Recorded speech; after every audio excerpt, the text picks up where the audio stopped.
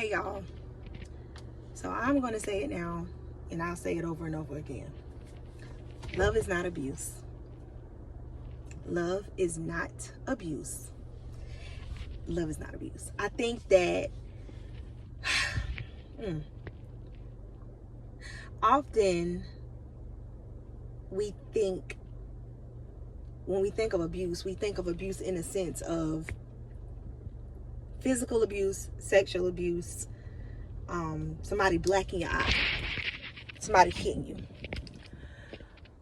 But really the definition of abuse is misuse. To misuse something, someone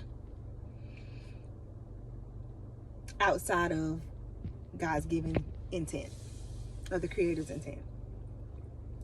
And it's interesting the way that we define, some of us, what love is. And sometimes people use love as a weapon in a form of abuse.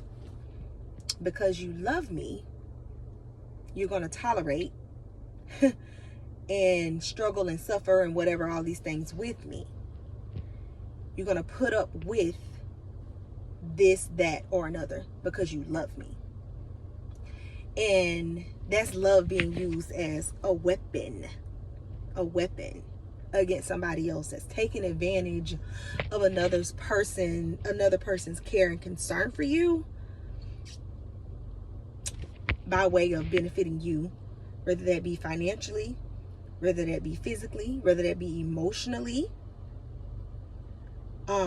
So you have people who emotionally drain you and harvest, okay, off of you, whether that be energetically, when they're pulling and taking away from you energetically, whether it be physically, through sexual, or, living off of you, financially, taking advantage of the wealth of what somebody else may have to benefit you without any care or concern for the other person, or doing the bare minimum, misleading, or taking advantage in a sense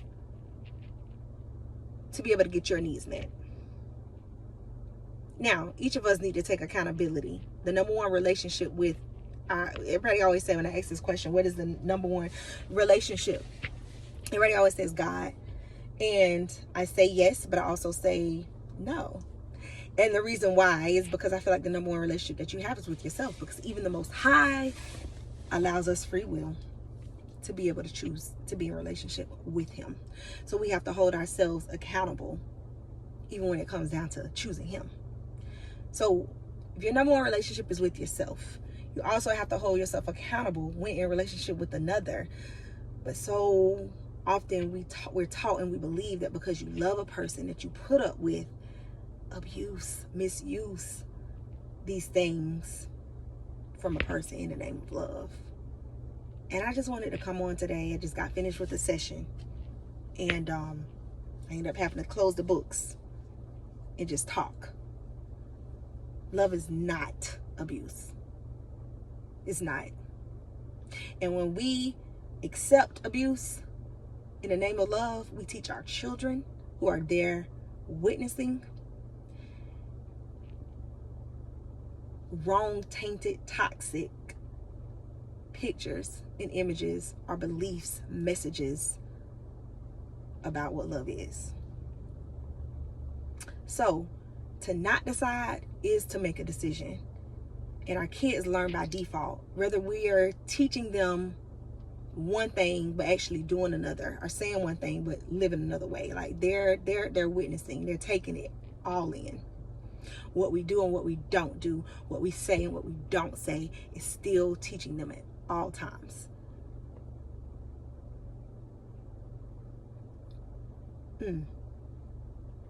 I can go on and on with different scenarios, y'all. All I'm just going to say is love is not abuse.